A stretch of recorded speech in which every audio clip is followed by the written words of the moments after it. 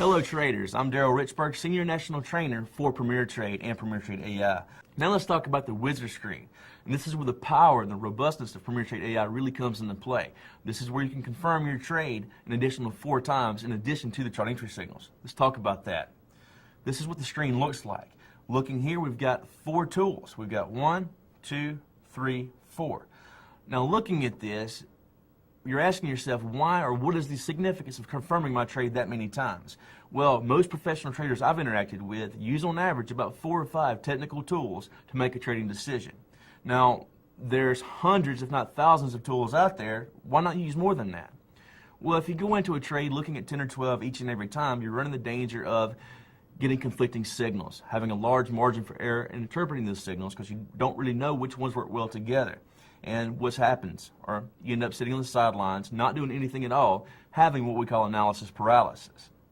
On the other end of things, when you make a decision simply by using one tool or possibly 2 tools, you're not looking at the trade close enough, and therefore you're decreasing your likelihood of making a well-informed decision.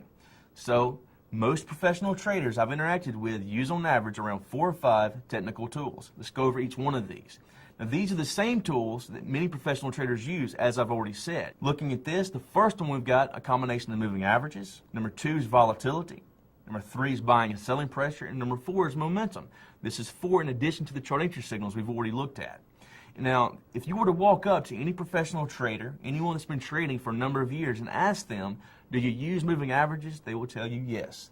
If you ask them, do you use volatility? They will tell you yes. If you ask about buying and selling pressure, they will tell you yes, and yes, they also use momentum. Now, these tools have been around for quite some time. The problem with the traditional way of looking at it, they're hard, they're complicated for the average person like you and myself to really interpret and make good trading decisions off of. What James has done for us, he's gone through, taken those tools, put them in an easy-to-use, color-coded graphic interface to eliminate the margin of error that many people have experienced in making trading decisions and using those tools. Folks, we didn't reinvent the wheel with this. We just made it better. Let's take a look at each one of these tools a little closer. Number 1, we have moving averages. Now, that black line is nothing more than a price line. It follows the price, the actual price of a currency pair in real time. Now, the green, yellow, and red zones we have in the background, those depict a combination of moving averages. What we found in testing is that we came across a combination of 2 moving averages. And those 2 moving averages gave us an area. And that area, we found that when we entered positions, when the currency pair was trading in that zone, we were not as successful as we were when we waited for it to move out of that zone. That area is depicted by the yellow cautionary zone. So when the black line is in the yellow zone, we don't want to do anything. We want to wait for it to move into the green or into the red. When it moves into the green, we're looking to go long or buy a currency pair to open a trade. When it moves into the red, we're looking to short or to sell a currency pair to open a trade. Now, at the same time, you don't want to jump in too hastily.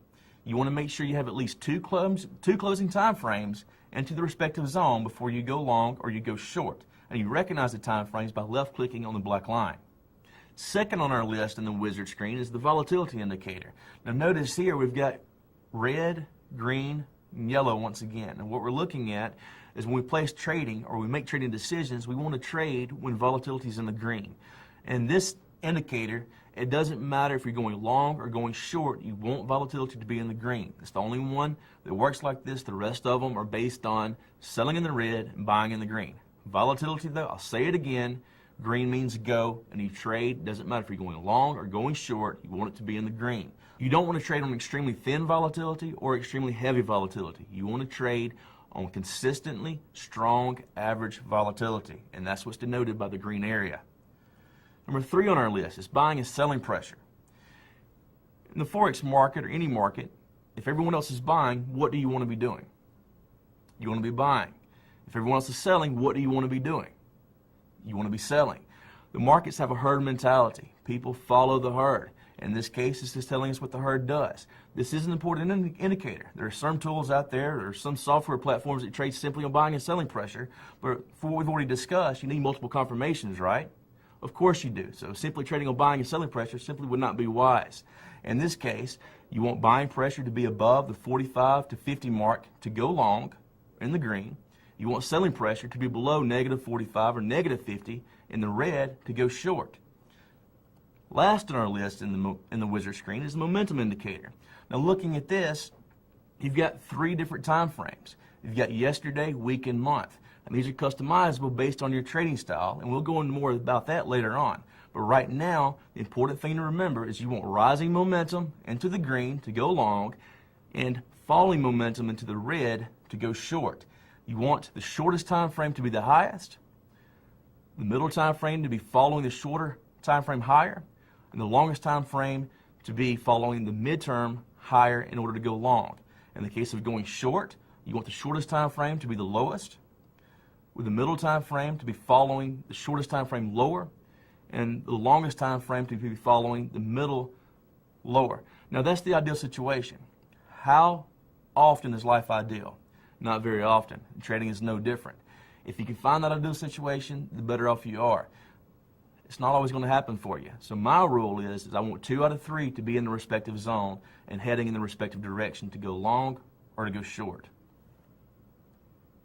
Now, once we've gone through, we've identified the trend in our charting tree signals, we've gone in, we've confirmed it 4 additional times using the tools available to us in the wizard screen. I'm Daryl Richburg, and on behalf of James Dix and PremiereTrade, I want to wish you all happy trading.